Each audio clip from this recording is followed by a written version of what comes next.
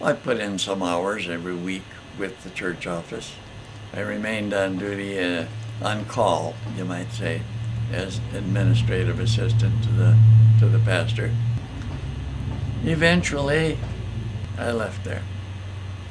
And I don't remember why now, particularly. I think my wife got sick. She had periods of serious illness. We were good neighborhood friends of a couple that lived just 2 doors away from us, Emily and Reggie. We played cribbage together and things like that. And he got Alzheimer's disease, and I saw him deteriorate rather rapidly in that regard. But Emily took care of him at home for as long as she could until the time came when it was no longer feasible, demonstrated by the fact that he grabbed her one day and slammed her up against the wall across the room. They can't control themselves. They don't know what they're doing. And she had to put him in an institution, and a couple of years later he died down in Petaluma. In the meantime, my wife has periods of illness, and I was seeing that she took her medications regularly. I went in one morning, I was usually up earlier than she was, and I opened the door and looked at her, and she was still sound asleep, and I thought, I'll give her another half hour.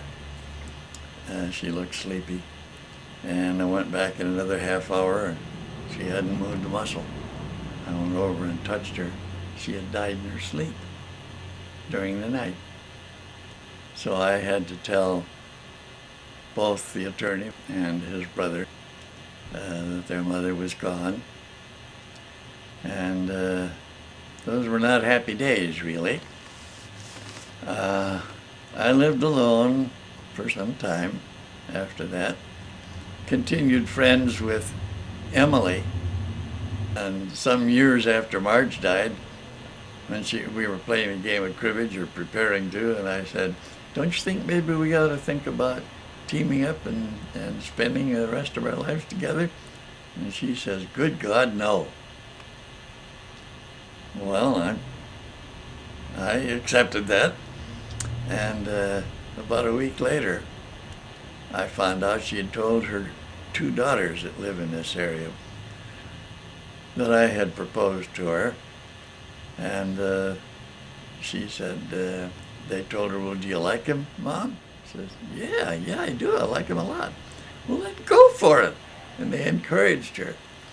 And after about a week or 10 days, she called me one day, was I clear? She could come over? And I said, sure. And I thought she wanted to play a game of cribbage. And I get the cards out and the board and everything. I'm setting it up, and she came over. And she didn't make a move to start toward the cribbage game. Instead, after a little hesitation and hemming and hawing, she said, I wonder, would you mind proposing to me again? And then she told me that her daughters had encouraged her to do so. In my own mind, I am quite sure that she felt that they would resent her taking on somebody else as a father figure, because they had been a very close family. They were immigrants from England. She was a retired English school teacher. I have some wonderful memories pertaining back to that time. I do have a funny story to tell about that period. Here we were on our honeymoon, heading north to view the southern edge of the Grand Canyon, and all of a sudden we're stopped by a policeman. I wondered why. I hadn't seen any speed limits. While we were talking to the policeman, he learned that we were on our honeymoon, that we'd be leaving the Grand Canyon after viewing the site there and heading southeast to where I planned that we would spend the night. And we were both in our late 80s. And he got quite a kick out of our being on our honeymoon. And he said, "You wait till I tell the boys at the clubhouse this one tonight." He said, "They'll get a bigger bang out of it than I do."